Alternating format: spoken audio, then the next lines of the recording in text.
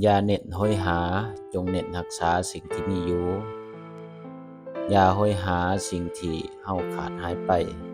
จงสนใจว่าอันใดคือสิ่งที่เฮามีอยู่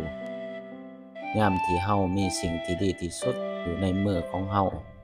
ต้องพยายามทนุถนอมเอาไว้ต้องรู้ค่าสิ่งที่มีในมือเฮาอย่าไปคิดว่าได้มาแล้วได้สมใจแล้วจะเฮ็ดแบบใดก็ได้แล้วจักมื้อหนึ่งเมื่อเฮารู้ว่าสิ่งที่เฮารักที่สุดหวงแหนที่สุดกำลังสิจากไป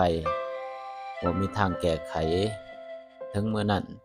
เจ้าจะเอิ้นหยังกลับคืนมาบ่ได้อีกแล้วถ้าเวลาพ้อคนดีเวลาพ้อคนที่ใจดีให้รักษาเขาไว้ให้จริงใจเขาอย่าเอาเปรียบเขาอย่าไปทำร้ายเขาเพราะมื้อหนึ่งความใจดีมันจะหายไปเจ้าควรมีมารยาทกับเขาเจ้าควรทนุถนอมน้ำใจเขาเจ้าอย่าลืมจุดเริ่มต้นขึ้นมามันขึ้นได้มันก็ลงได้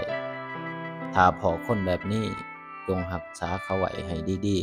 ๆเป็นคนที่โทรหาเจ้าในวันที่เจ้าทุกข์เป็นคนที่คอยอดทนและอยู่เคียงข้างเจ้าในวันที่เจ้าโกรธ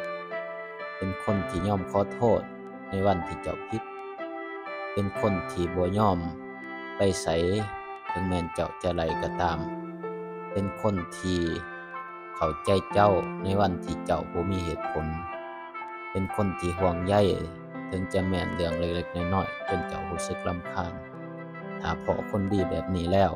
จงรักษาเขาไว้ให้ได้ดลๆเพราะมีบ่หลายคนดอกที่จะรักเจ้าและเบิ่งแย่งดูแลเจ้าอย่างแท้จริง